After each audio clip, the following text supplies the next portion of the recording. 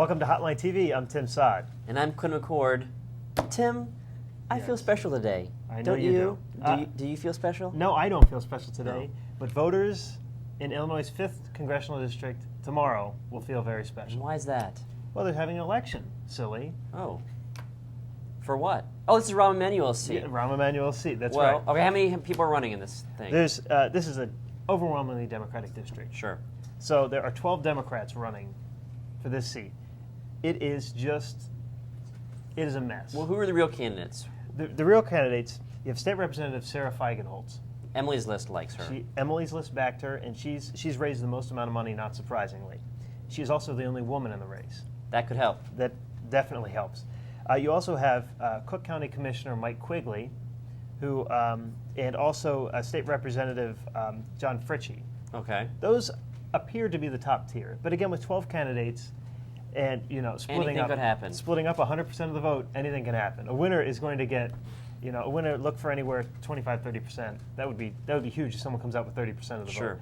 vote. And then you also have a bunch of Mid-tier. mid-tier candidates. You have an Alderman O'Connor who is throwing around that he's being endorsed by Rahm Emanuel and the Mayor Daley, but in fact he hasn't. Those guys have all stayed out of this race and have made a point to do so. But he's connected to the city machinery in some way. So I mean, how does he poll? He doesn't poll very well now, but in such a small turnout election, does he poll better with the help of some of these guys? Possibly. Fritchie the same way. He's backed mostly by the city machinery. Now, the one thing I know about this race, which is very little, is that Quigley has accused Feigenholtz of planting a yard sign in Rahm Emanuel's yard. That's right. Do we know if Emanuel actually, or his wife actually backs Feigenholtz? We know that Emanuel doesn't. Oh. He has said that he is not endorsed. He is not endorsing in this race. So it could be. It could be his wife. Okay. Or it could also be a plant.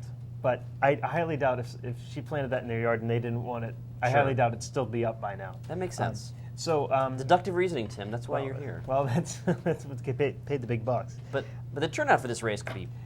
I think people are expecting between 30 and 50,000 people coming out for this election. This is a primary, to point out. There is a general later next month. Do Republicans have a chance? It's not going to be. The Republicans don't have a chance. Well, Mike Flanagan won. I know Mike Flanagan did win 12 years ago. But as you talk about Mike Flanagan in this district, 14. Rostenkowski's district. Yeah, that was different. Oh, there's the corruption. Corruption gave Republicans their opening this time, but is corruption enough to give Republicans an opening now? Not a chance. Democrats, though, are using corruption, the culture of corruption, in this race, but not against Governor Blagojevich, who you would think they'd all be running away from, and they are. But there's also the boogeyman in this race is a guy named Todd Stroger, who is the Cook County Commission chair. They're using him. Everyone is attacking him as a way to get to each other, and they all seem to have 6 degrees of separation from this guy. No one wants to be associated with him. No one wants to be. He is kind of like you at the hotline. Probably the case. I'm sorry, Tim. That was probably the case. But he's the guy that everyone's attacking in this. They're all using that as a way of separating themselves. This is a race very much about being clean. Who's the most clean, reform, and corrupt and honest, not corrupt, politician? Right now, the top tier: Sarah Feigenholtz, Mike Quigley. They look to be the two that pull this thing off. Well, I mean, and here we are. I didn't feel special when we started, but now I do feel special, Tim. Well, thank you very much. I always feel special when we host Hotline TV together. Fortunately, we're out of time, Tim, but until next time, I'm Quinn McCord. Not soon enough. And I'm Tim Sod. See you next time on Hotline TV.